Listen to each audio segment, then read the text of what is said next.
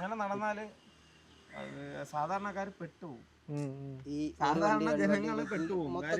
ഇപ്പൊ വീട് വെക്കുന്നവരൊക്കെ അറിയാലോ, ഇപ്പൊ പഞ്ചായത്തിൽ നിന്ന് ഒരു 4 ലക്ഷം രൂപ കിട്ടിയ ഒരിക്കലും ആ വീട് ആ പൈസക്ക് വെച്ച് തീരത്തില്ല.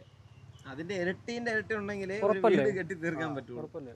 അപ്പൊ അതിന്റെ കൂടെ ഈ ഒരു ബാധ്യത കൂടെ വെച്ചു കൊടുത്തു കഴിഞ്ഞാൽ ഉള്ള അവസ്ഥ ഒന്ന് ആലോചിച്ചു. അതെ, ആക്ച്വലി ഇത് സത്യം പറഞ്ഞാൽ എനിക്ക് മനസ്സിലായി സിസ്റ്റം മാറണം. സർക്കാർ മൊത്തത്തിൽ ഈ സിസ്റ്റം ഒന്ന് മൊത്തത്തിൽ മാറി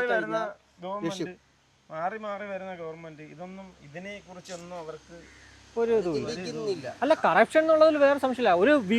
ഒരു ബസ് സ്റ്റാൻഡ് ഉണ്ടാക്കാനായിട്ട് 10 ലക്ഷം അനുവദിക്കും, എന്നാൽ ഒരു സാധാരണ ഒരു പാവപ്പെട്ട ഒരാൾക്ക് ഒരു വീട് വയ്ക്കാൻ 4 ലക്ഷം രൂപ കൊടുക്കുന്നത്.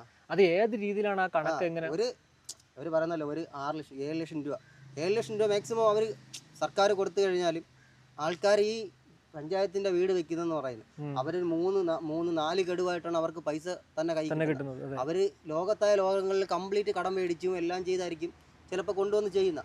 അപ്പൊ അവർ ഈ ഒരു ലോഡിന് ചിലപ്പം എത്ര പേരെ കടം മേടിക്കുമെന്ന് നമുക്ക് തന്നെ ചിലപ്പം ഊഹിക്കാം. നമ്മൾ തന്നെ ഒരു വീട് വെക്കുമ്പോൾ നമുക്കറിയാം അതിന്റെ ബുദ്ധിമുട്ട് എന്താണ്.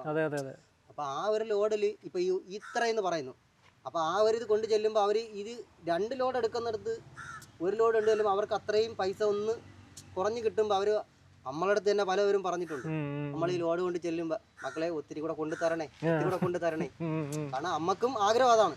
ഒരു കൂട്ടം പാവപ്പെട്ടവർക്ക് കൊണ്ട് കൊടുക്കുമ്പോൾ അവർക്ക് അതിൽ കുറച്ച് കടം മേടിച്ചുണ്ടായത് ഒരു ബിൽഡിങ് വെച്ച് കയറി കിടക്കാൻ വേണ്ടിയുള്ള ഒരു വെപ്രാളത്തിലാണ്. അപ്പൊ അങ്ങനെയുള്ള ഒരു ഇത് എന്തെങ്കിലും സർക്കാർ ഒരു തീരുമാനം ഉണ്ടാക്കി തന്നാൽ നമുക്ക് എല്ലാവർക്കും, ഡ്രൈവർമാർക്കായിരുന്നാലും മുതലാളിമാർക്കായിരുന്നാലും എല്ലാവർക്കും ഒരു ഇതിൽ എന്തെങ്കിലും ഒരു മാറ്റങ്ങൾ സംഭവിച്ച് കിട്ടും. അത്രേ ഉള്ളൂ. ഇതിപ്പോൾ എന്തായാലും നിങ്ങളിപ്പോൾ ഈ കാണുന്നത് ഇപ്പോൾ രാഹുലിൻ്റെയോ അല്ലെങ്കിൽ ഈ ബ്രോയുടെയോ മാത്രം ഇത് എന്താ പറയുക ഒരു കാരണം റീസൺസ് അല്ല കേട്ടോ. ഇത് ആക്ച്വലി അതാണ് പൊതുവിൽ ഇതിനെക്കുറിച്ച് ആരും ഇനി നമ്മളടുത്തൊരു വിദ്വേഷം ഒരു ഇതും വേണ്ട. കാര്യം നമുക്ക് പറയാനുള്ളത് എനിക്കൊരു പ്ലാറ്റ്ഫോം എന്റെ കൂട്ടുകാരെ ഉണ്ടാക്കി തന്നു, അതുകൊണ്ട് ഞാനിത് തുറന്ന് പറഞ്ഞതേ ഉള്ളൂ. ഇത് തന്നെയാണ് എല്ലാവർക്കും പറയാനുള്ളത്.